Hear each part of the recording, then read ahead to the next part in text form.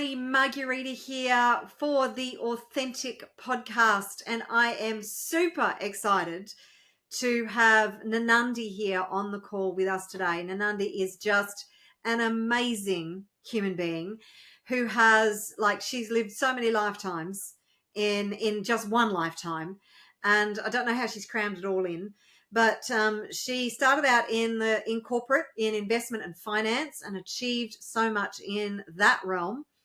And the second part of her life and her passion is about social justice and advocacy. And she comes all the way from South Africa to us here in the little studio. And I'm super excited to have her here and talk about authenticity and about justice, social justice, and about where we're at in the world right now and all things consciousness. So please welcome Nanandi. It is so good and amazing to have you here. Welcome. Marguerite, thank you. The pleasure's all mine. I feel like we've known each other for a long time and yet we've never met in person, but I've been following your work and started with your work many years ago. I think we're probably old friends in many other ways from other lifetimes. I get Absolutely. the sense. So tell me, my first question is, what is authenticity to you?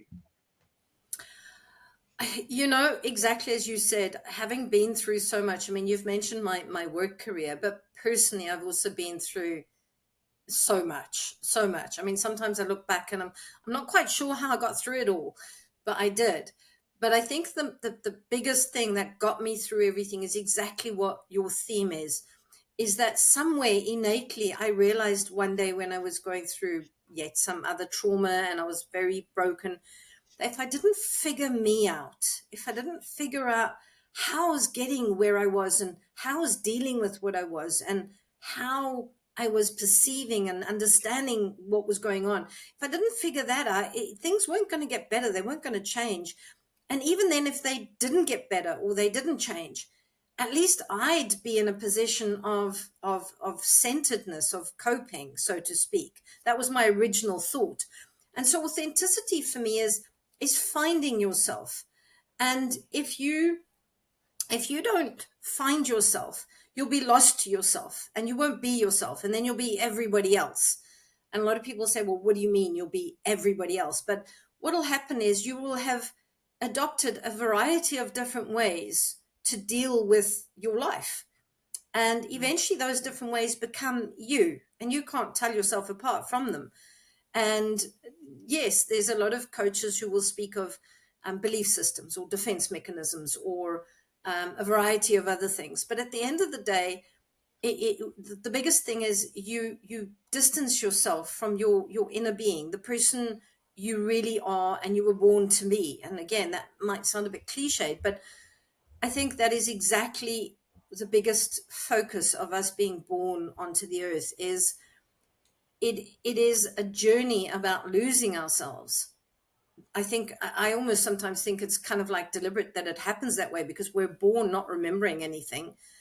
And then you have to decide to find yourself again, because that authentic self, that authentic you is what's going to bring about what we're all are all working towards achieving here on the earth for the collective consciousness, healing of ourselves, the earth, and in turn spreading out. I don't know if that answers your question.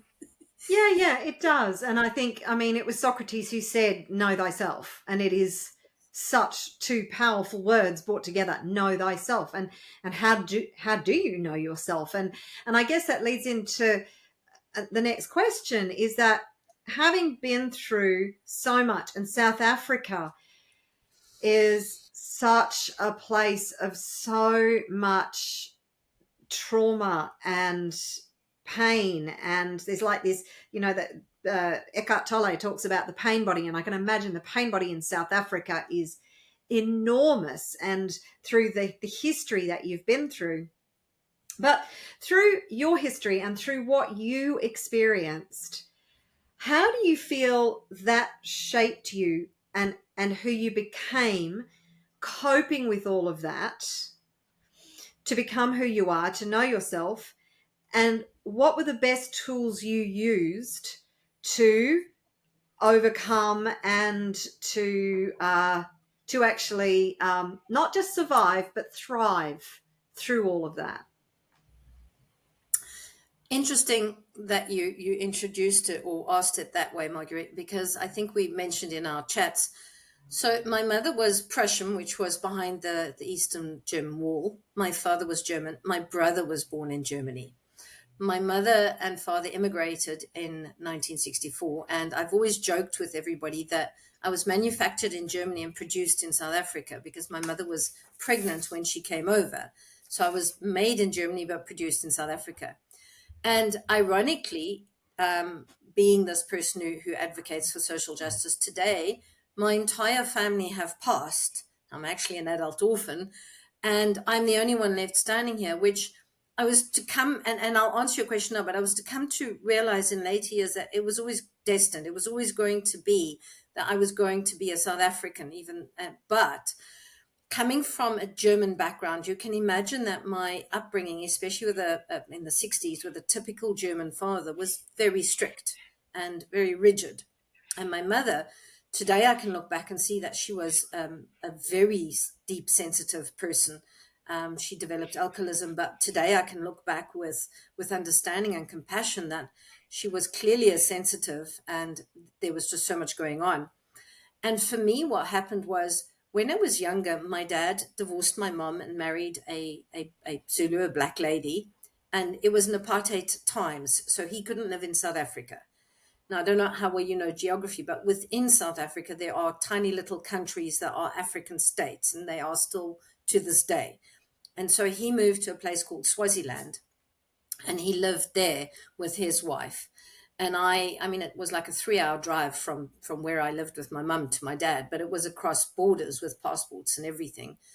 And so very young already, I used to get ridiculed and often even beaten up at school twice. Once for being what was called a K lover. Obviously, we don't use that word, but it was used predominantly then.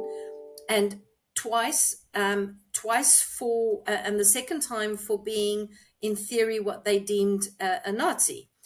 And so very young, I realized I had two choices in life. I either got bullied or I fought back. And I chose to fight back. And I actually became a very dominative, in many ways, very aggressive, very strong willed person. And at one stage in my life, I had gotten so good at all of this that I actually ran 15 clubs and 45 bounces. And, yep. And that was my night job. In the day, I was doing business consulting. And Did you sleep? I didn't seem to need it much. I used to run off Wow. live energy. It was nuts. Adrenaline. Yeah. And No. then one day a whole chain of events happened. In fact, two chains of events happened. And one of them really brought home to me when a female friend walked up to me at a party and asked me to please come and deal with an altercation that was going on between two big Afrikaans farmers. Now, anybody in South Africa who's going to be listening to this will know exactly what that would have meant. And the realization, and I'm 5'6", and back then I was like, I don't know what it is in pounds, but I was like 65, 68 kilos, so it's not a lot. And the realization that I was the person that people were coming to look for to stop this fight at that split second was quite scary. It was like a bucket of cold water in my face. And then another event happened that stripped me, not for the first time, but stripped me of everything. But I'd had a lot of money. I'd been very successful in business, and just everything went wrong with the divorce, with health, with everything. And between these two events, which weren't too far apart, I realized that I'm lost. I'm completely lost.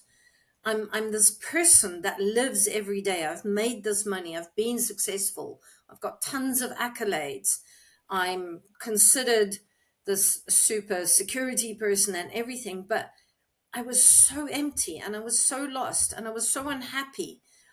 And I just realized that, people say it's difficult to make money, but it isn't. It can be difficult to keep the money, but what's important is who you are. And a lot of people, when they make the money and make the success, I mean, I was considered to be similar to the devil wears Prada when I was in corporate, and I was massively successful. And I made my first million at, independent business, I think at 21 or 22. Wow, And that's young. Particularly back yeah, in the day. That's very young. I mean, it's not unheard of now, but geez, particularly for a woman back in the day, that was enormous. And in South Africa. Wow. and I left home I was sick and tired of the custody battle, so I left home at 16. I was pregnant by choice at 17 and married 2 months before my 18th birthday.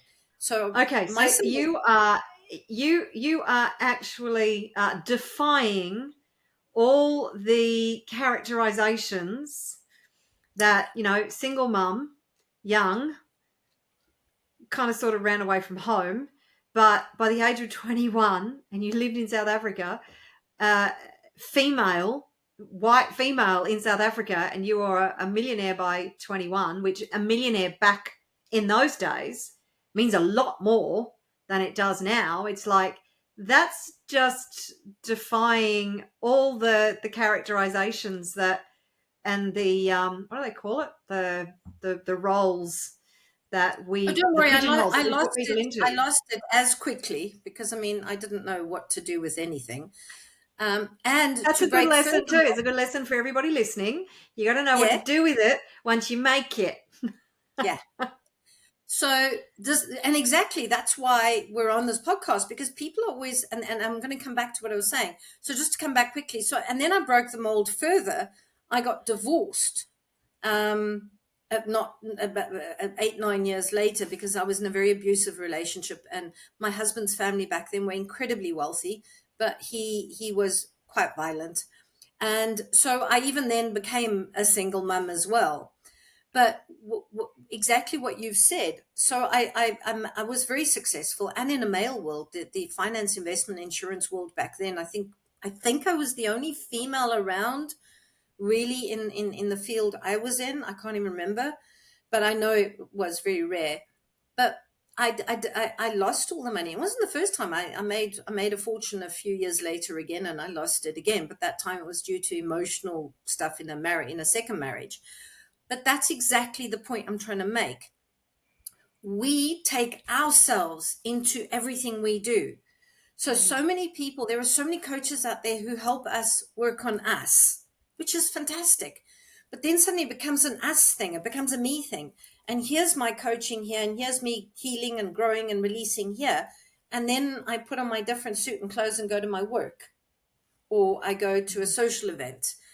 And the authenticity that we need to attain, which I came to realize not at first, is that we need to be the exact same person that we are working towards becoming ourselves everywhere. And many years ago, I once said to one of my staff members that I don't wear hats anymore, and any hats I have, I'm working really hard to take them off and remove them. And she kind of looked at me like, yeah, right. And the one day, I can't remember what it was for, she had to quickly come home with me for something, and I had to do something at home, and she was with, and I said, quickly come in and that. And when we got in the car afterwards, going back to the office, I'll never forget, for me, it was a pivotal moment to my progress. And she turned around and she said to me, you were telling the truth. And I didn't have a clue what she was talking about. And I said, what? She said, you really are the same everywhere. Like, I mean, I've just been with you in your home environment, which is usually where we're different, more safe, more ourselves, more everything. And she said, you're exactly the same in the office as you are at home. And that was important for me to hear, because that was the goal I was achieving. And so many people, when I was business coaching, and I'm sure you see it too, they are possibly are or aren't working on their personal growth and development, but they separate their business from that. They separate their money from that. Even if they're in a job and they're getting a salary, they somehow separate these two. And then they wonder why things are still not maybe working out the way they want them to, or why they're still not understanding certain things, or why they're still having to go from job to job to job because they're continuously still being victimized while going home to the podcasts on how to deal with, or the tapping, or the self-healing work, or the hypnotism, or the dancing, or the whatever it is they're doing, or the journaling. but then they're going back into the office and they're leaving that behind, and they're not understanding that that work has to go into your company, into your work, into your daily life, into your social life with you. And I mean, right now I'm coaching, I've been inadvertently coaching my clients for a long time. And you can imagine social justice work is very hard and very draining sometimes. And some of my cases are like really, really like gin and tonic at lunchtime type of cases. But I don't just do the social justice aspect of the case, or I don't just do the business side of the case. I look at my client and I go, and I'm very blunt with them. And I go like, how do you expect to change this if you've just done what you've just done, for example? And they'll say, well, what do you mean? I'll say, well, so-and-so just phoned you and I don't know, said you must now do this right now. You must drop everything right now and you must do it right now. But on a scale of 1 to 10, it's about a 5 important. And you were busy with something else. And that person didn't even say, hi, how are you, or anything. And you dropped everything and went and did it. You have just invalidated yourself. And yet you are here to me on a labor law case complaining about how your boss treats you. But now look what just happened. Look what just happened. So I am wanting to now turn into a profession, what I've been doing informally for like 20 years, and telling people that you've got to find yourself. You've got to figure this stuff out, because so that's what we were saying. You've got to find yourself to be yourself. And I think you and I also said once in our chats that, and you said you do a similar thing, that I often say to friends, to clients, to people who are unhappy. And I say to them, okay, I have this magic wand. I'm a fairy godmother. You're smiling because you know what's coming.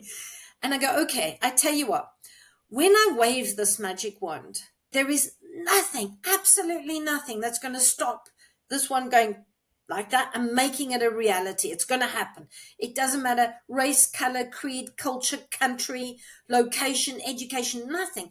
Absolutely nothing is going to be in the way. And I'm going to do this. And the minute I do that, because I'm a fairy godmother, you will have, and let's just pretend it's the perfect career or the perfect job or something. Let's just pretend. Keep it simple rather than going to others your whole life. And I'll go, okay, go. And 89 to 95, let's say 90% of the time, I will get this. Yeah. And I'm going, oh, okay, hang on, let me get this straight. You're not happy. You don't want what you've got, but you don't know what you want. And even if I told you it could happen like this, you don't have a game plan. And what people don't realize is that's because they've left themselves. They're not themselves anymore. Because those of us who've managed to find ourselves or become ourselves or have become authentic or have managed to remain authentic, whatever it is, we know what we want.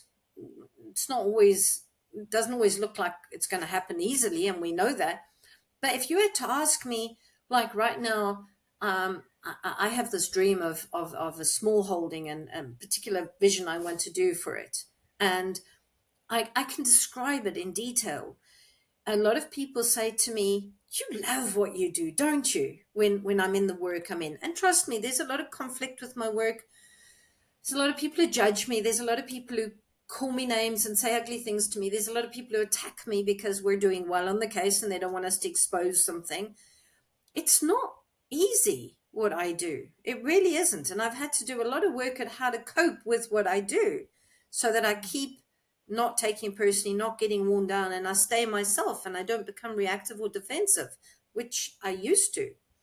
But a lot of people have turned around and said, but you love what you do. I can see it. And I think that's, again, the authenticity. I've had to mold what I do. I've had to adapt what I do. I've had to look at myself and figure out how I do what I do and what at times how it impacts me and how I need to do it, that I alter the impact it's having on me. But I've never doubted what I want to do. And I think that comes because I'm being my authentic self. I truly believe that I was always going to be this person in South Africa. And that is quite rare. Somebody who so clearly understands what they want. And I don't do that exercise, but so often my thing is that I say that when I ask people, what do you want? They can tell me ad nauseum what they don't want. But actually trying to, and that's what they launch into. Well, I don't want this and I don't want that and I don't want that. I'm like, no. What do you want? And they're like, I don't know. Well, how can you create what you want if you're not clear about what you want?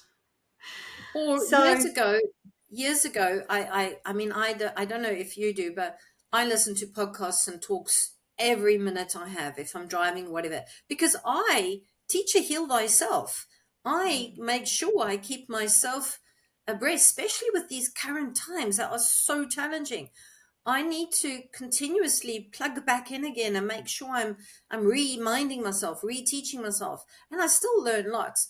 But coming to what you've said, the most common one, I don't know if you hear it, but the most common one I hear from friends, family, colleagues, anywhere, like, is like, what, and I also ask, what do you want? And they go, I want to be happy. And years ago, I remember listening to a podcast. I can't remember who it was. And this person said that they hear this, and that this person teaching said, so, okay, so what does your happy look like? And it was the same situation. People couldn't describe.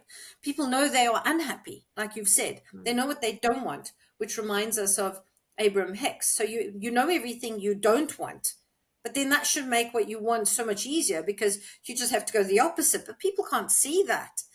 And I actually got a picture that I hope this is what's like often when I talk to people. So you ask them something and they've got all these bubbles, but they're empty. They don't have structure. So they know there's all these things they want. They want the nice job. They want the nice marriage. They want the right home. They want the right environment, whatever. But if you actually ask them to tell you what it is, this is what you get. yes, There's nothing. there's no descriptive definition. Yeah. And I think if you find yourself, because I believe almost everybody's lost to themselves. I mean, I even go through phases, and I'm sure you do too. This past Sunday, I was just feeling so overwhelmed with everything. My clients are going through stuff. I've got family going through stuff. I've had, as you know, sick animals. One nearly died. I've got this, I've got that. And I suddenly found that I was being emotionally reactive to things. So I closed the door, I got on the bed, I put on Netflix, I watched some positive, uplifting, funny, nice. I love life story movies, true life movies, like of success stories. And I ate some things and I drank some gins and I totally just let go, rebooted, recalibrated, got back up on Monday, and I was okay, ready to go again. And I think that's something else a lot of people don't realize is they're tired, they're exhausted. They've also got all these different personas they're living through, but they don't stop. They just keep going. They treadmill and treadmill and treadmill and treadmill. And then they just get more lost and more lost and more tired and more upset and more emotional. And then they treadmill and they treadmill. And they don't Why do you think realize. that is, Nanandi? I think it started. I think it started because we live in a world where we were always told what to do and how to be and what was expected of us, and that you don't come first, you come last. I think we grew up in a world between religion, work, politics, name it. We never had ourselves in our own lives. And then, you go to work and there's a requirement of how you have to be at work and what you have to give. As you said, I grew up, and you not so much today, we grew up in an era where there was a definition to what a wife was and what a husband was and what you were required to do. That old saying, barefoot and pregnant in the kitchen? Well, it wasn't so funny, and it wasn't such an untrue saying. Man, head of the household, your boss is your boss. A lot of all of that is shifting, but I think two things have happened. Our generation, who does the treadmill, just doesn't know how to do anything else. So they're just trying to do more of the same, hoping. I mean, I often say to my own daughter, like, why are you doing that? She says, well, I'm just trying to get control of the situation. I'm just trying to get handle of it. And I said to her, but how's that working? She goes, well, it's not. I'm going, well, why are you still doing it? I think the younger Do you think it's generation, because they don't know any different? yeah, They don't know that they have other options, or they, even if they know that there are other options, they don't quite understand what those options are or how to access them. They don't realize that they have other options. They don't realize that they can make different choices. They think that it is what it is, and that's the only options they have, and they're not equipped with an understanding of how to create something different, how to actually be at cause of their be at effect in their lives instead of at cause. So everything's happening yes to and them no. instead of happening for them. I think that's probably the best way to Yeah, put it. yes and no. I think with the amount of information that is even flying at people today about how, even I see it even in our local magazines, in our local newspaper articles on how to stop, how to breathe, how to take downtime, how to deal with a rough boss, blah blah blah. But as you were saying all that, something interesting came to mind. So something I don't think I shared with you, I can't remember if I did. I was anorexic and bulimic until I was 35. um, Whoa. Cured myself from that as well. I weighed 42 kilos when I fell pregnant with my first son, probably saved my life.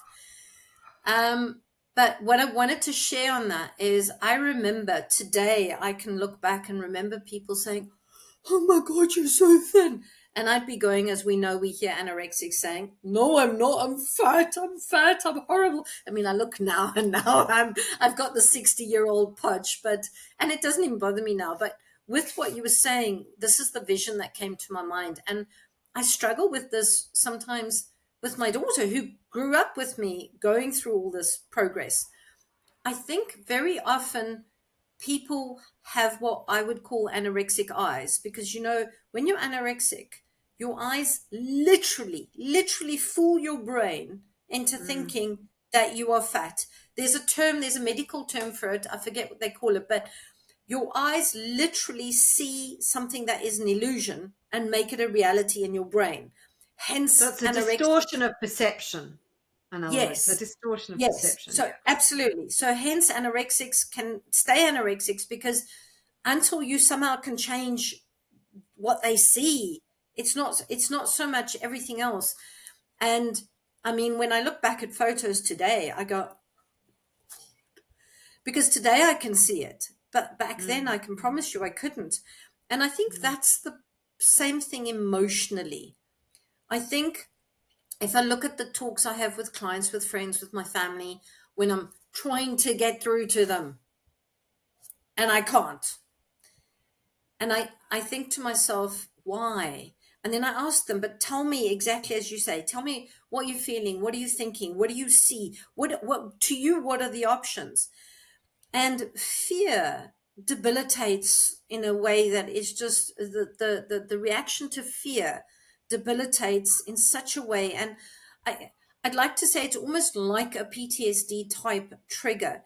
I have clients who've gone through things, and if something even smells or looks like it's like that, they go into a whole mind numb, can't see anything, panic reaction.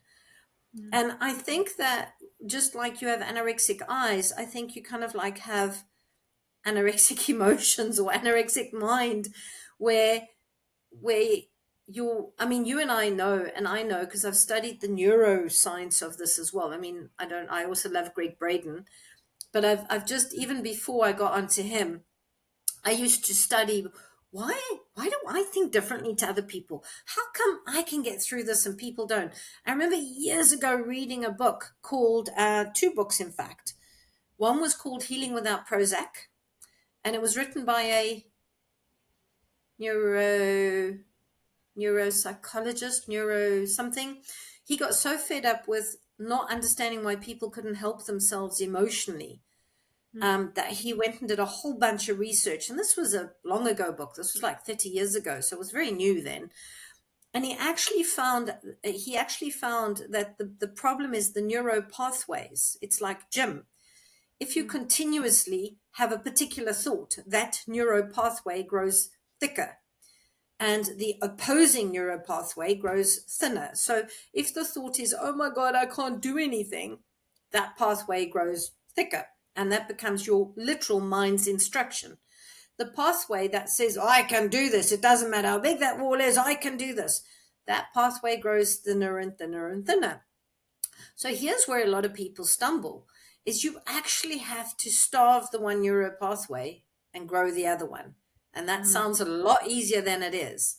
And the second book that impacted me a lot quite some years ago, and I'm sorry, I don't remember their authors. I can't even find where I put the books anymore, was called In Two Minds.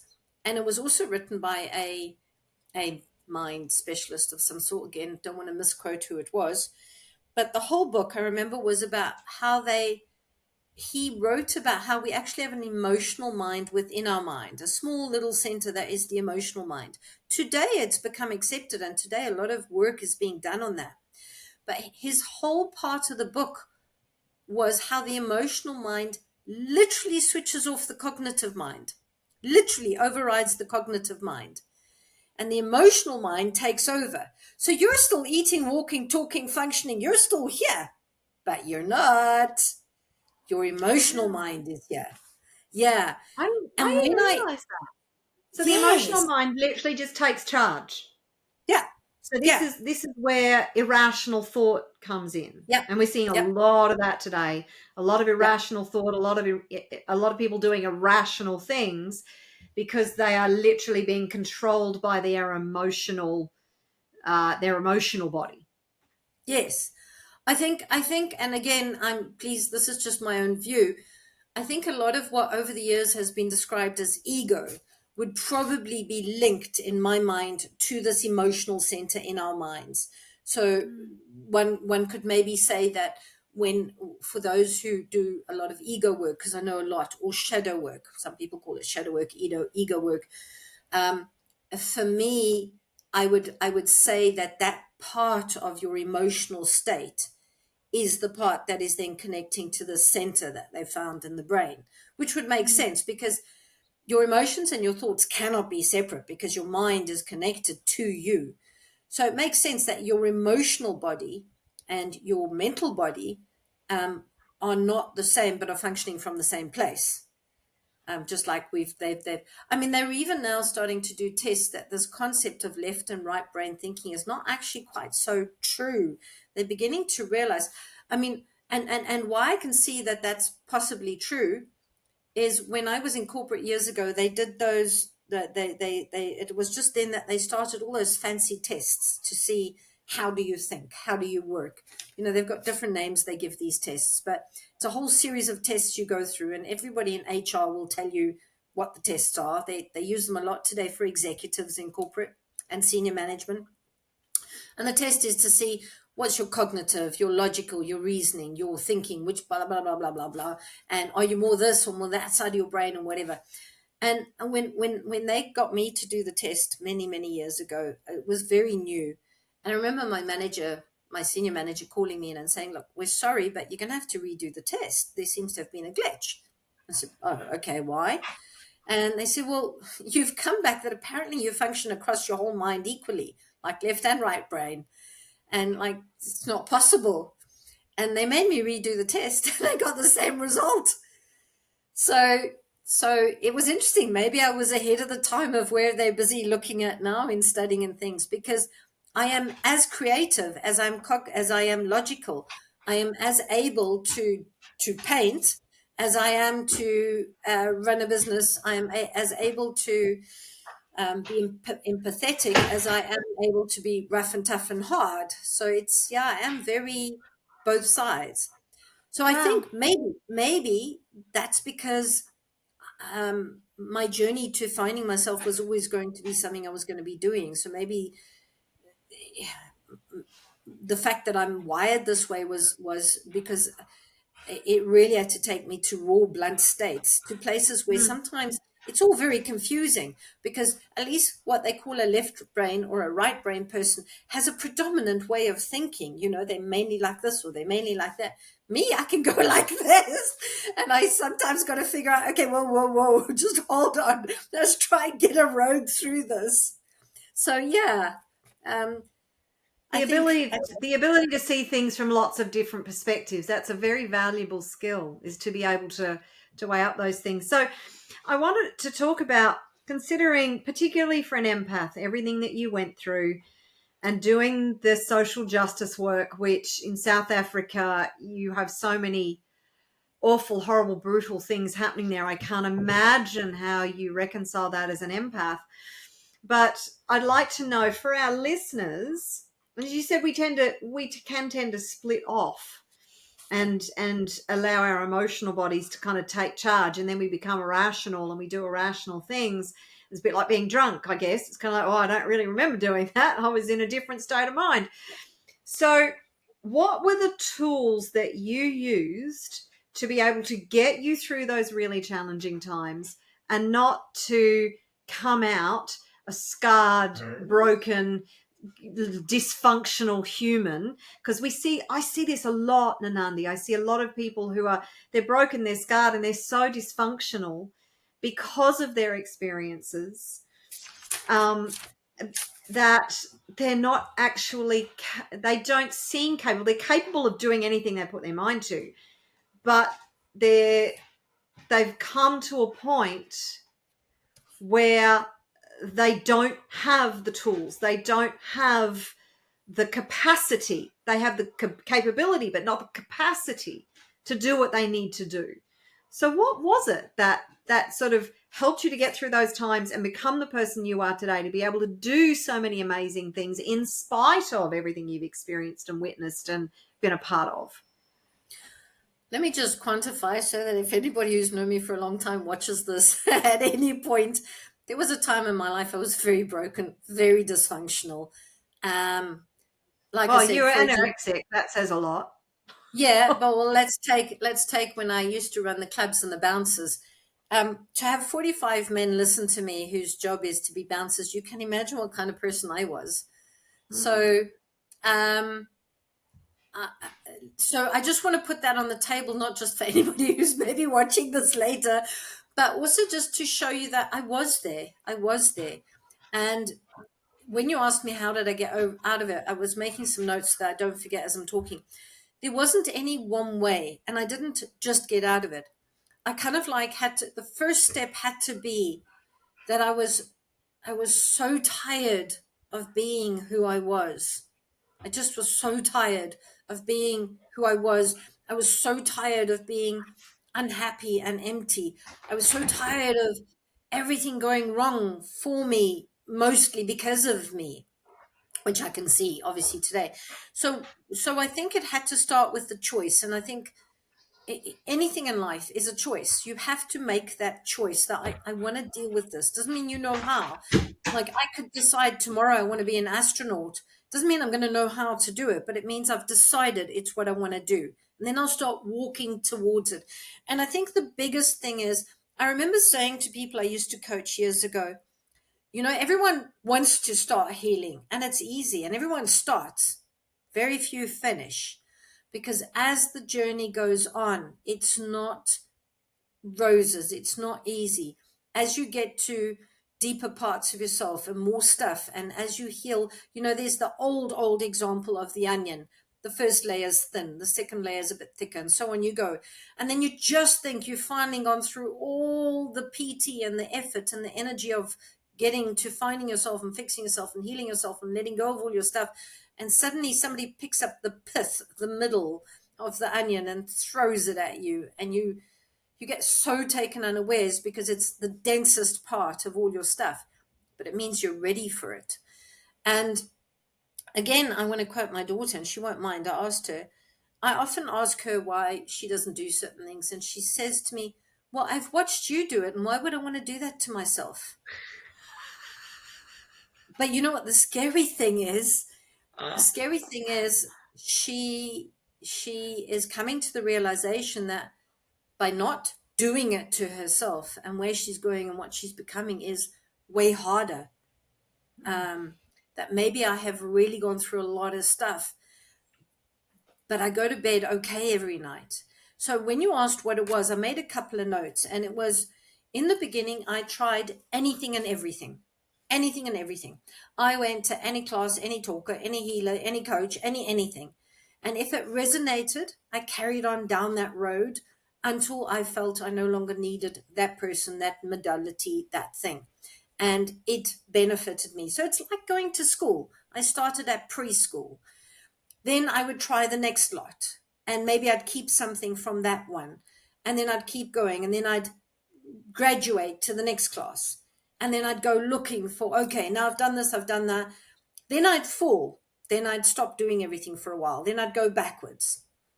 And I think it was Lee Harris who recently said that we're in a time even now where we're taking two steps backward and 2.5 steps forward. And that was very much what it was like for me back then. I'd be taking 2 backwards and half forward. And then I think if you do not have the mindset of what you want to achieve, even if you fall, even if you give up for a while, even if you decide, I don't want to do this anymore, it's too hard, it's too rough. If you've made up your mind that you want to do it, it will creep back. It will come knocking back. It will come back again and go, okay, we've left you alone for a little bit. You've felt sorry for yourself. You've got it. Okay, now come on, get up, let's go.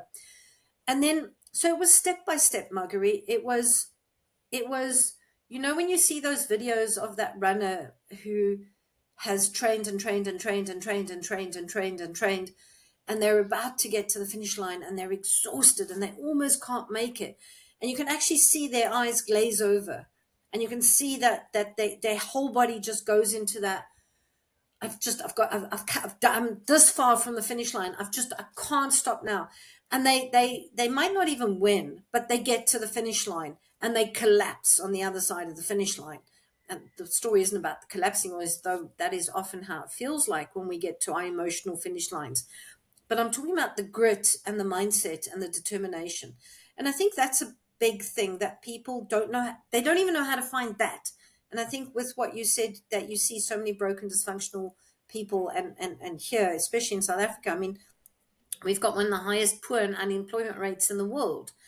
And you can imagine the dysfunctionalness that is existing in these people because they have nothing else. They're in survival mode every day. They live purely by emotion.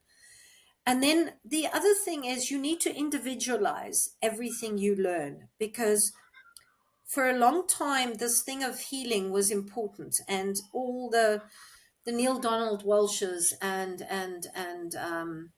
Louise Hay and Deepak Chopras and all of them, they were so important to the start of this awakening journey for the collectiveness on the earth. But this thing of one size fits all is no longer applicable. It can't be. You now have to individualize your path.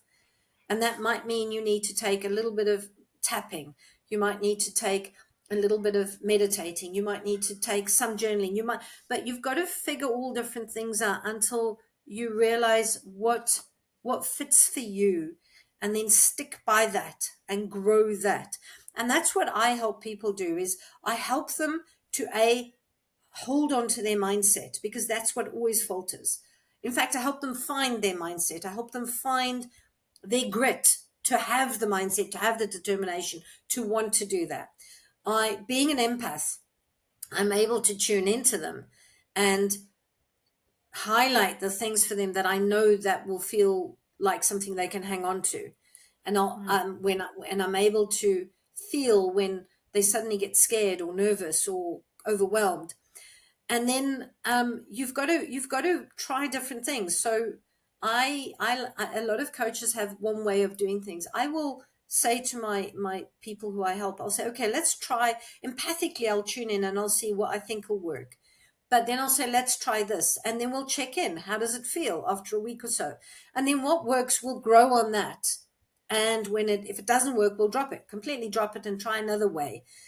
And the biggest thing that is important is developing habits. And I think I said to you once, if you break the routine, you break the habit. There are mornings, and I'm sure you can relate. I wake up and I just have got no energy to do my morning routine. I had a rough night. I mean, as you know, I've been syringe feeding this sick dog every half an hour throughout the nights and days for the last 2 days. I mean, I got to a point where it's like having a newborn baby in the house again. But if I don't do my morning routine, if you allow yourself to drop your routine, you'll find that just now you'll do it again and again. And once you've done that, the habit goes away. So if you stop the routine, the habit goes. So what I do is sometimes when I really don't feel like doing my morning or my evening routine, I short circuit it, I abbreviate it, but I still do it. I don't necessarily do the whole 15 or 20 minutes. I kind of maybe just do 5 minutes, but make sure I still do it. And I think that's the other thing that's so important. And I think, I mean, I've recently even spoken to people who seem to be losing themselves after having gotten to a place where they found themselves pretty well. And suddenly I'm watching them now losing themselves. And I thought, why is that happening? And you and I also discussed this thing called social media and the power of it, but also the damage of it. I think social media is triggering people's emotions and stuffs, just their stuffs. And you can go to social media and you can say and do what you want, when you want, how you want. And I think a lot of people are starting to lose themselves in that and not and distance themselves from their authentic self. Yeah, it's interesting you brought that up because I mean, particularly we have, and I think you two are very different in South Africa in the way you interact on social media than the United States. I watch the people from the United States and how they interact on social media, and I'm like, you guys are just like, you're brutal. Like, It's the same here. There's no kindness. There's no middle ground. And I had this. I was trying to have a respectful interaction the other day on social media, and it wasn't happening. And I couldn't get my point across. And this guy was just berating me, and he said, "All right, I'll give you my phone number, and we'll have a phone call." And I said, "Okay, here's my phone number. Let's get on WhatsApp," because he was American, I was Australian. And mistake, because he was a freaking smart-ass lawyer. So he had every phrase under the sun to basically berate me into submission. But anyway, we got over that. He was actually quite a nice guy. And I said to him, why are you all so unkind to each other on social media? You're all beating each other up. Even though you're on the same side, you're still so abusive to each other. And he just went, we're all pissed off and angry, so that's why. And I went, okay, so you're all taking it out on each other. And this is a good, Well, actually, just to add to that, I think it's even worse in South Africa. Remember, we're a revolutionary state. We came out of apartheid. And even now with all our politics, we've got a couple of revolutionary parties that have started, and we're our armies in the Congo at the moment, in the Democratic Congo, and there's lots of stuff about that. And I mean, I see it on I better be very careful how I see this. I belong to a lot of WhatsApp groups and Facebook groups that are both social, animal welfare, because I do a lot of animal welfare work, and legal and business. So let me just broaden that. And how I see these professionals be with each other on these private groups is like, I mean, I used to be so good with my mouth that it used to be a joke that you'd need therapy by the time I finished with you. When I was, it was horrible. I was horrible. I didn't know you back then, Nanandi. Yeah, even now, if I get really angry, I usually have to go back and apologize, because I still sometimes fall into that default of making sure I wound you. But even I look at these things and I go like, wow. And I mean, animal welfare, for example, in South Africa, it is a fact. I could send you a couple of links to show it to you. Has become so ugly, and that I barely even comment or get involved in the posts of the groups anymore, because it has really become ugly. So I think what this lawyer guy said to you was true. I think people are so angry, so pissed off. In fact, this is perfect intro to why you and I are here. People are so angry, so pissed off, so unhappy. I mean, in our country, financially, 3/4 of the country is not coping financially. Our middle class is barely hand to mouth. We have we have something like just over a third of our population on a grant system. We have over half of our population unemployed. Our crime rate's going through the roof. A client who I'm meeting tomorrow went into hospital for a very simple little procedure yesterday, and he came out and his bucky, or what you would call a truck, was brand new, was missing out of the parking lot. And it's one of these keyless ones. Our crime system has become incredibly bad here. Our security companies are growing exponentially. Our police are becoming more and more involved, or being found to be more and more involved in this.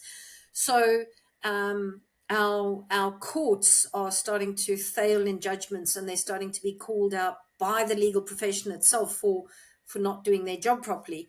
So I think countries like us, and maybe America, are sitting in this quagmire of just the cesspool.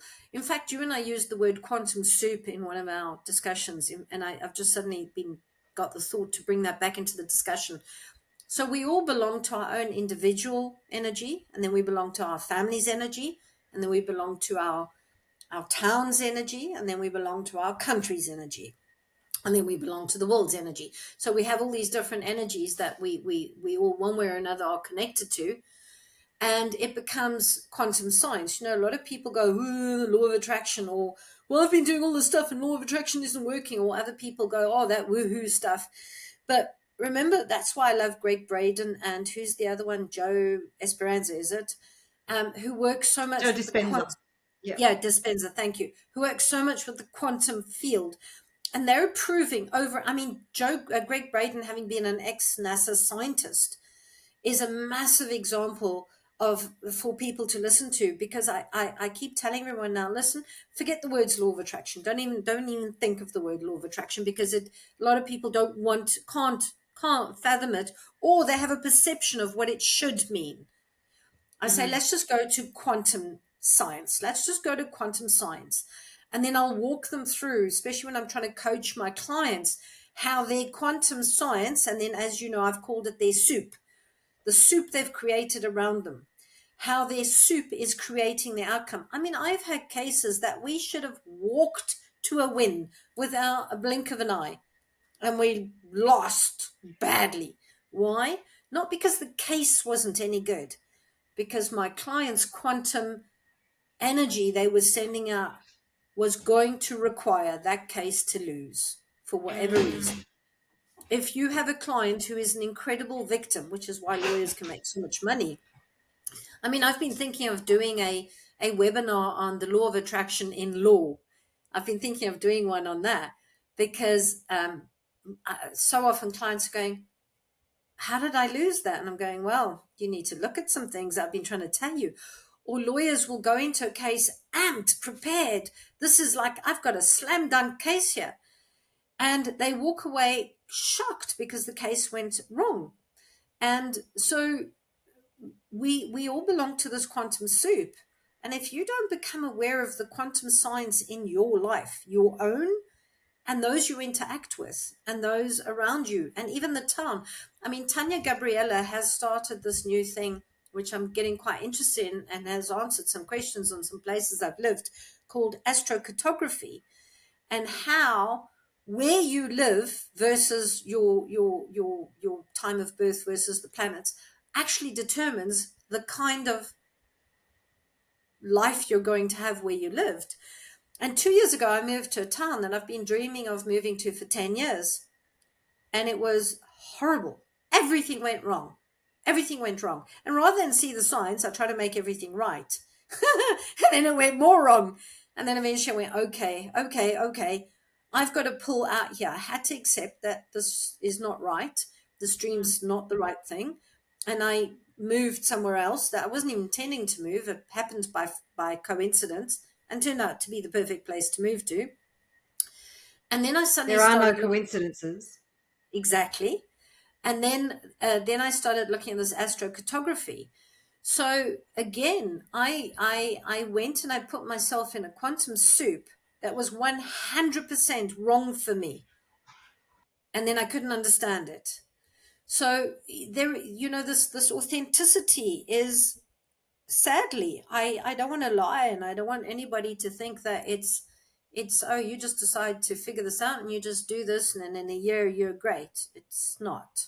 It's not. It is a never-ending journey, and it is something that you have to want to do. But the rewards, it sounds like a cliche, but the rewards of being yourself for yourself at all times are huge. I mean, last year I went through, I mean, I've said this a few times, and every time I think I couldn't get more. But last year I went through probably what was the darkest year of my entire life. I didn't think it was possible after what I've been through, but it was. But you know what got me through that? Is that I'd gotten to where I was as a person. And that even though I still had some parts of the onion pith or some parts of me that, or some things that had to happen, or even though I placed myself in wrong positions that gave me results that weren't good for me, what got me through that was because I'd done the work of being myself, finding myself, knowing myself. So I was able to look at things and go, hang on a sec. Like the place where I moved to, I was able to sit down and go, okay, this is what you wanted, but let's really look at it. Why did you want it? What did you need out of it? What made this your dream? And just by asking myself those simple questions and being in my own real set base, the answers came to me like this. And it was gobsmacking when I actually realized in one question with one answer why I'd wanted to move to this place for so long. And the answer came to me was like, no way. Okay, that's it. I'm packing. I'm leaving. I don't need that. And it was to do with an emotional need, which I hadn't realized. So even though I'd done all this work on myself, I still made a decision based on an emotional need that I was unaware of. So that doesn't necessarily stop, but I was able to see it. I was able to know it, and I was able to make a choice what to do about it without fear, without a lot of things getting in the way of me having to make the right choices to alter my course. And the minute I did that, everything flowed again. But I was only able to do that because of all the work I've done on myself. Yeah. It's that resilience that you've built through knowing yourself, knowing what you're capable of, and then using and trying different tools. This is what I'm hearing anyway, using and trying different tools, different techniques, different strategies to be able to draw on those strengths and those strategies when you needed them, to be able to not just get through them, but potentially create a solution that helps you to craft a positive outcome. And I just want to, in relation to, you went to this place that you've been dreaming about always going. And I think this is where I talk about focus. You get what you focus on. So whatever it is that you want, focus on it. But there's this incredible balance between what is it that you want and then following the inspiration that you receive. So be clear about what life that you want to create and be specific. But I know in my life, I have been incredibly blessed to follow the inspiration that I receive. And they are like, for me, they're just undeniable nudges. So when we were in New South Wales, and we probably overstayed New South Wales in the southern part of Australia, we probably overstayed our welcome then because things went very pear-shaped. And I just went, because my husband and I are both born and bred in Queensland. I just went, I just want to go back to Queensland. I just can't live here anymore. I desperately need to go back to Queensland. So shit was going down, but we managed to get out of the hole that we dug ourselves and found a place in Queensland that was on top of Tamborine Mountain in Gold Coast hinterland. And it was funny because when I got there, I went to beautiful, beautiful part of the world. And I went to the little health shop there, and I was talking to the lady behind the counter, and she went, "Oh, no, you don't choose the mountain. The mountain chooses you." And I went, "Huh?" I thought about it, and I thought, yeah, we were drawn to the mountain. And then we stayed 7 years. And it's funny because I think it was the same woman who'd said to me, "Yeah, most people stay around about 7 years." And I don't know whether she planted the seed, but after 7 years, I just went, "I'm done. I'm ready to move." And my husband was like, "Oh my God, not again. Like, can we just find somewhere to stay and just stay there?" And I'm like, no, it's time to move.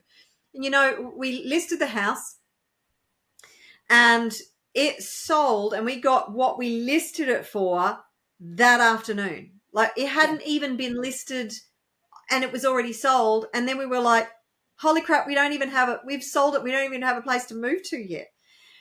And we were drawn here in 2019, right before the pandemic hit. And this little place, this little country town, you would not have even known that the pandemic was going on. Everybody ignored it. Nobody wore masks or bothered with any of that nonsense. And we just all got on with our lives. And if I ever went to the coast, it was like, holy crap, why is everybody wearing masks? What's going on? Oh, yeah, that's right. Okay. And if I can just get me out of here. And if I can just add to that, absolutely. So what you've said is right. So I wanted to move somewhere, but in hindsight, 2020 vision, the signs were there beforehand that it wasn't right. Yeah. I got a place and I lost it. I then went to go and get a second place and I lost it. I then went to go and get a third place and ended up in court for a year. So yeah, but so me, it's on me. But that, you know what? That's actually, let me bring up that point. That's another word that's just very strongly come in, is ownership. In order to be authentic, you have to own your stuff. Nobody owns their stuff. Everyone goes, yeah, but you, or yeah, but the dog, or my boss, or the car, or I don't know what, just something. Nobody goes, I mean, I today have enough grounds to have a pretty strong court case to do something back to some people from there. I didn't. When I moved, I let it go. 10 years ago, I probably would have still sued them. But why? Because I didn't see the signs. I made me still go there. And I made me stay there even when I went, damn it, I want to be here. We will be here. You will work. And it was like, and as you said, what you focus on. But if you make something happen and it's not, for whatever reason, the right thing for you, you don't even need to understand. That's something else. People always want to know the answers. I used to be seriously analytical. And I still am, but I apply it in the right way. But you don't always need to know the answers. I don't know why this place didn't work out, but when I figured out why I wanted to move there, I think that gave me the answers to why it didn't work out, because the reason I wanted to move there was based on a old broken something. But what you've said about the mountain calls you, I mentioned it to you before, and I just quickly want to put it in for the people watching, so that they know that sometimes the signs aren't quite the way you're going to find them, and sometimes you might not even stay where you are. It might be to get you to where you need to be because you went off track. So where I moved to now was not the town I planned to move to, and it happened that I moved here. And I didn't even get the house that I was going to get here. I lost that too. And I had 3 days to find somewhere else. And we were packed up and everything. My daughter and I moved in together. And we eventually did find somewhere, but it was not suitable for both of us. So my stuff's still in storage, year 3, I think. And I was very, very, very upset at first. I went like, bloody hell, I've just been through all of this and now I've come here and all this is happening. Like, really? And I was so upset. And then I went inward and I went, tell me what to do. Tell me. I'm asking myself to tell me what to do. And I heard the word surrender. And yeah, like we all hear words like surrender and acceptance, like, oh, great. How do you do that? But I did. I figured out surrender was just okay. Just get up, go through every day, stop fighting where you are, stop being unhappy about where you are. Just go through every day and look for signs, look for messages, look for stuff to tell you about where you are. And I was in such an emotional blur space about everything that happened from that move to here.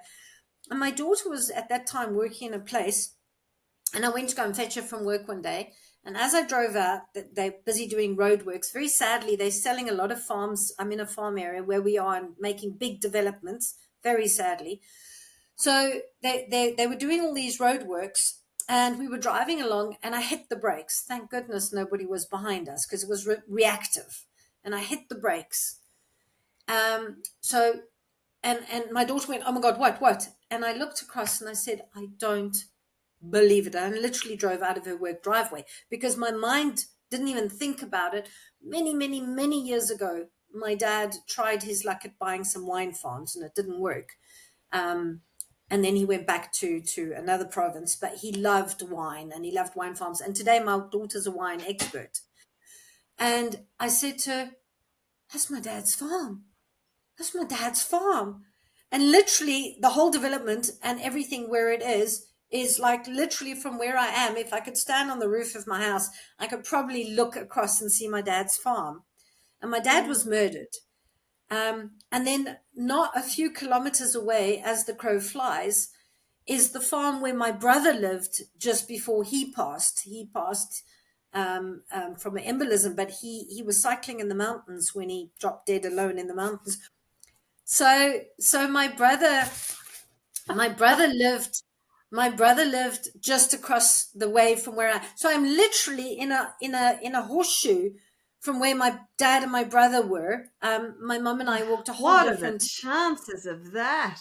My dad and my brother worked a whole different. My mum and I walked a different healing journey with her, but my dad was an incredible businessman, a very wealthy man. He was actually shot for his money. And my brother was a very dynamic person as well, but also very integrating community. And ever since the day I saw that sign, I just felt this instant, like when I asked, show me, and I heard the word surrender and I saw the sign to my dad's farm, I felt this instant like, okay, you have to be here. Didn't know why, didn't know anything. I just instantly knew I needed to make peace with being here. I also knew I'm not going to stay in this particular house because obviously my stuff's in storage. So I don't know if I'm going to stay in the town or not, but I knew for now I needed to be here. And the minute I made peace with that and I stopped being upset that I don't have my stuff still, and I started making my own space here, and I started getting integrated into the community, suddenly all the things I've been wanting to achieve from a social justice viewpoint that have been hitting walls or stagnating or not happening over the last 2 or 3 years just started flowing. And I suddenly started meeting amazing community people, leaders, or certain groups or organizations, or I've just been offered to maybe get involved in helping start a labor. I do labor law for 40 years, starting a bargaining council, a whole bunch of things. And just things are flowing and flowing and flowing. And all of them are to do with things that I've been trying to get going on social justice, and say trying because they weren't flowing, but they're now suddenly flowing. So for whatever reason, and by the way, I also live just right next to a mountain, very big Wow. mountain, very, very big mountain. And I sit every evening and look at it and just connect with it. And it's, and so very often the other thing people need to find an understanding of is very often you're led somewhere, not because you're going to stay there, but you need to be there to get something to take you to where you're going. Absolutely. And I love that word surrender and following the inspiration, because ultimately when we moved here, it's sort of like a little bit of a similar story. We had we were looking for acreage, and we had bought a little place that was about 10 minutes from here. And well, we hadn't bought it. We put a contract on it. And there was already a contract on it, but they were struggling to get the finances to be able to pay for it. So I just went, well, we're just going to pay more for it so we can basically gazump their contract. And so we did that. And then, whatever reason, the vendor rejected our offer. I'm like, what? We're paying more. We've got the money. They don't. Why would you reject our offer? But that put me into a tailspin because I thought, oh my God, I really wanted that house and we have to find somewhere to live. And then we bought this place. And without even thinking about it, it wasn't until we were here for about 2 weeks, I went, holy crap, this is like the place that I've had on my vision board for over 10 years. And I went, I did not even see it, but the universe orchestrated it. This is a beautiful old Queenslander. For anybody who doesn't know what a Queenslander is, you can look it up. But it was built in the 1930s. It was moved here. It's beautiful 12-foot ceilings. They do not make houses like this anymore. It's just stunning, and everything that I had always wanted. And it's like, but the universe knew. It's like, no, you don't want that place. You want this place. And you know, and if I can just add to that, you were asking me earlier about tools and everything. And I was actually just journaling about this the other day. So coming back to that, I haven't journaled or felt the need to journal in a long time. I used to journal books full in the beginning. And you're going to love the other tool that I did tell you that I've started using in the last few months again is I've started tapping again. And I've started journaling again. But now let me tell you why. Exactly what you said. So I suddenly found, like what you said about your house was your dream vision board house and you didn't even realize it. I actually was journaling on Sunday when I told you I decided to take the day off. I just wrote and wrote and wrote about all these things I'm feeling. And one of the things I wrote, which is exactly what you said, is I seem to not be seeing things until afterwards, even though they're right there. And why is that happening? So and I used a silly example in my journaling. I used because as you know, we have power outages here. And I've got a cupboard full of charged spare lights and everything. And the one day, sometimes we get notices. Our power outages are so regular, we actually have an app for it to tell us when we're going to get power outages. But sometimes, like yesterday, and I was very nervous for today, so touch wood, it didn't happen. We got a notice saying there might be short notice load shedding.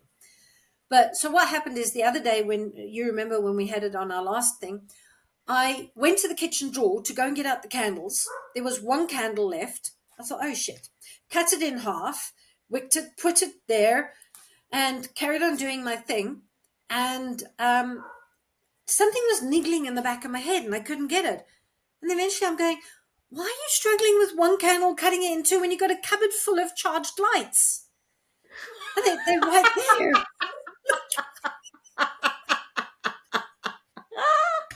Oh my God. And I find I'm so tired. I am, especially as an empath, and the work I do, and living where I do, and what we're all going through. I am so tired. And like you said, you've got so many decisions to make that sometimes I even still just go into just doing. I call it robot mode. My daughter goes, oh God, she's going to tell me I'm in robot mode again. I call it robot mode because even I'm finding that I am going into robot mode lately. And if I'm sometimes going it's into all we've robot, got access to.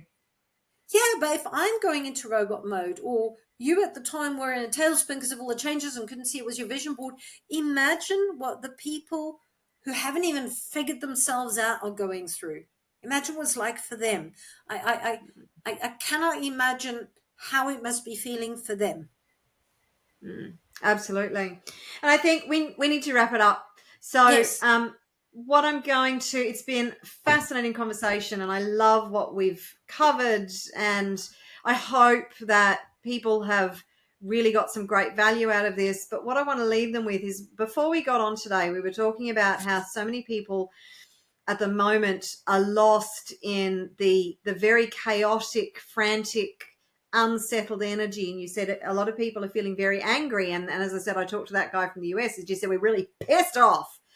And there's all this upheaval. There is mass upheaval all going on all over the globe, which is essential. It's essential for our conscious evolution Yeah. for all of this upheaval to happen. And these I see things that are catalysts that look, it's like life is not happening to you, it's happening for you. And I see all this this catalytic, maybe that's a word, but going on, that's cause and effect. This is causing this, and this is causing this, and it's just bringing. It's like I've got a vision of a massive volcano just building and building and building and building and building, and it's going to erupt. And I think we're all feeling it internally. So knowing everything that you've been through, and you said to know thyself, and that's hard in these times when there is so much chaos and there is so much eruption happening.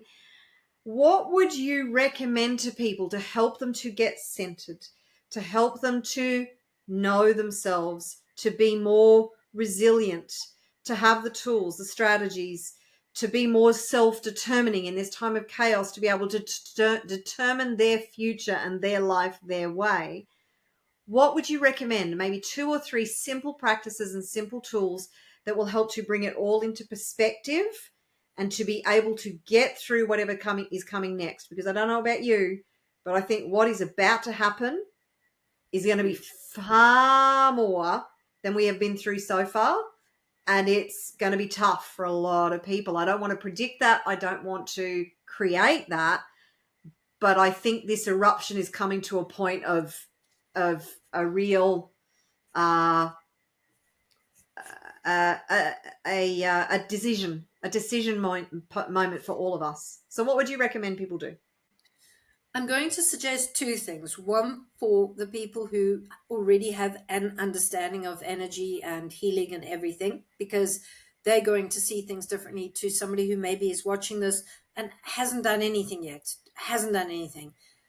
or even doesn't even know how to start. So the one is, I'm going to say, for people who already are maybe doing some sort of meditation or tapping or journaling or something, who kind of get that kind of thing and who understand energy or breath work, for them, I'm going to say, find the one thing that you know works for you. It could be something as simple as literally excusing yourself from a workplace or your family or whatever, and going to a room, a bathroom, close the door, sit, put the toilet lid down, sit on the toilet and breathe. Just leave your phone behind. Just sit there. It doesn't have to be long. It just has to be 5 minutes.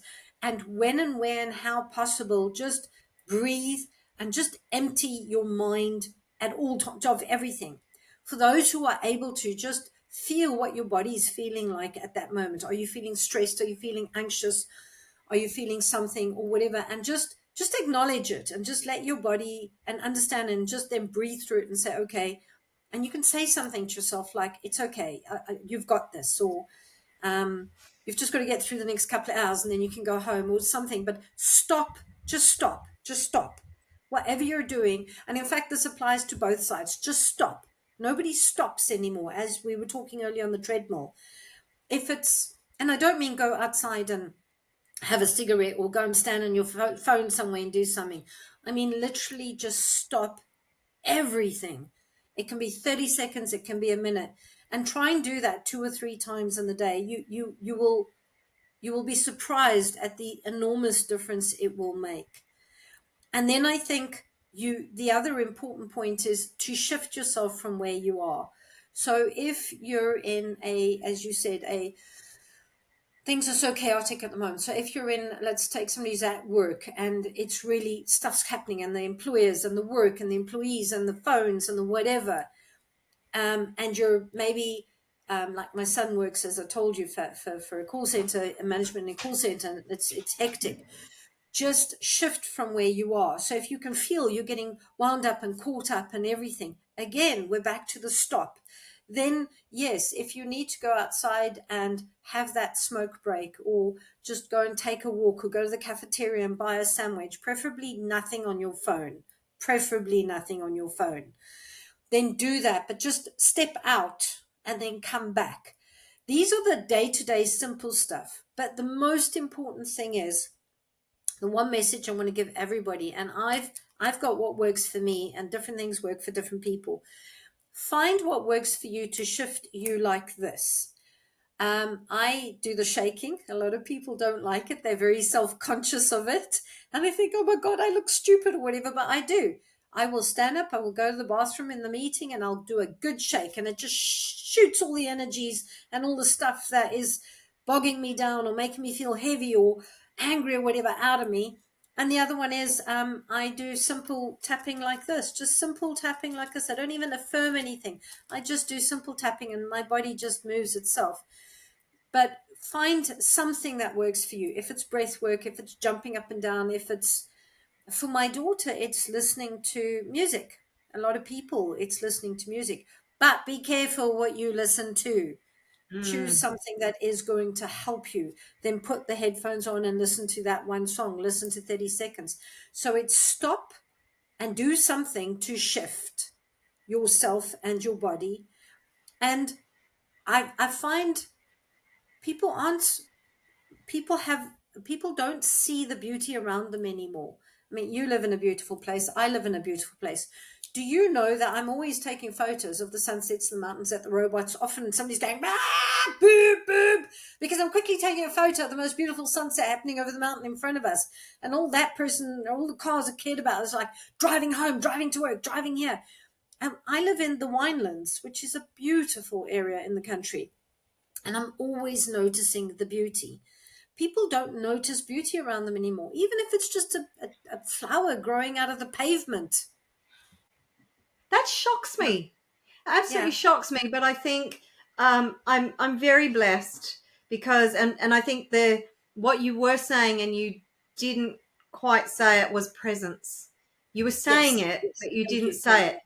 Yes. The presence, Yes. the Thank you. discharging of the energy, which animals do all the time. They get up Yes. and they shake and they disperse the energy.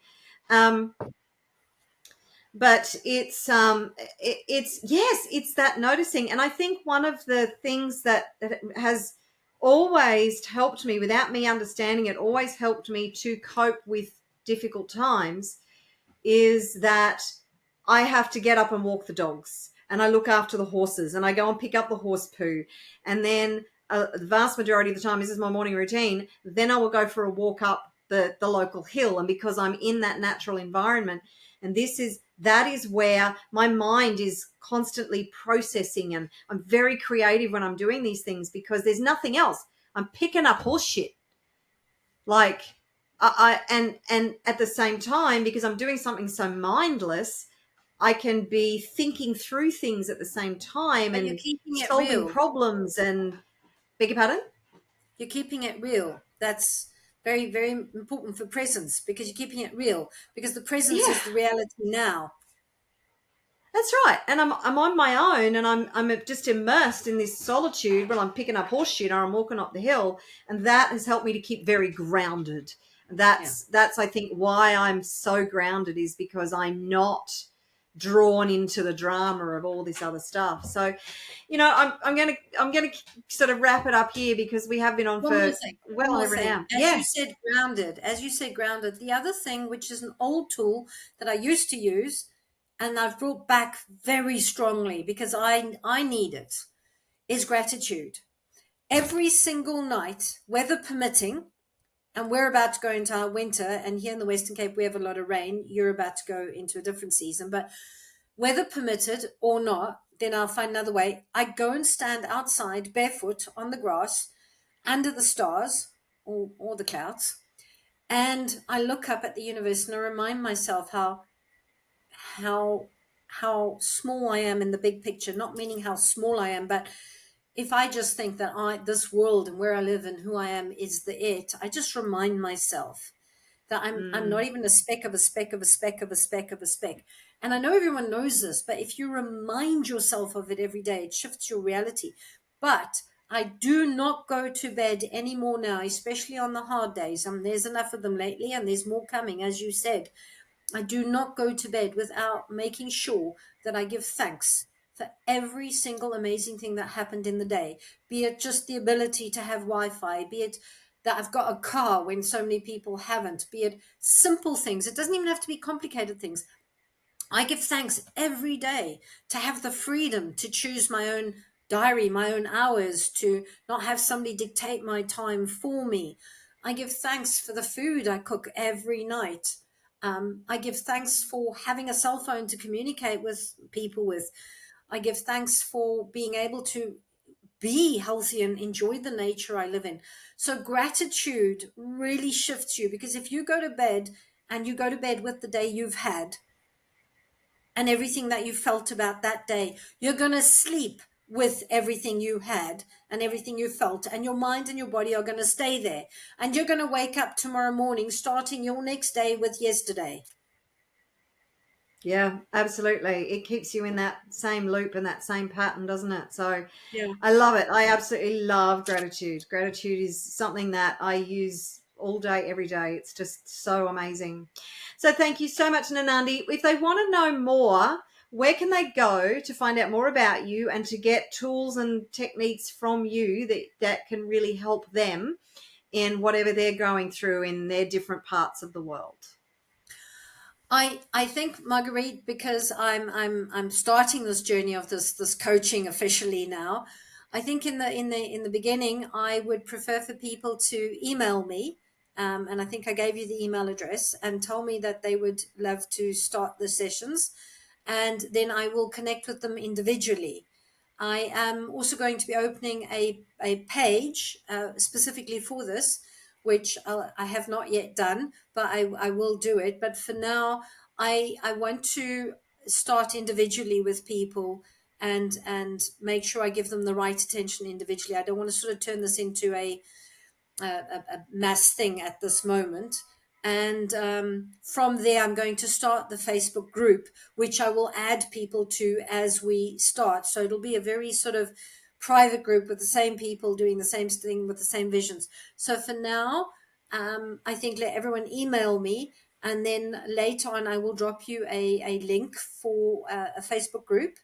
But I think if they can email me at Nanandi, it's Nanandi at nanandi.co.za. So it's very easy. And then I would rather work individually for now with everybody, because I only want to work with 3 to 5 people at a time. I don't want to do more than that, because then I feel I won't be able to individualize it the way I want to. Perfect. All right. I will put that link below the podcast and in the description of the podcast. So thank you so much for joining Thank us and you. sharing your wisdom and your journey with us. It's been extraordinary. So thank you, everybody, for joining us for the Authentic Podcast. Lots of love to you. I look forward to seeing you on another podcast very soon. And take Nanandi's wisdom and implement it in your life, because it will change your life. So lots of Thank love, you, everybody. Marguerite. Bye. Bye.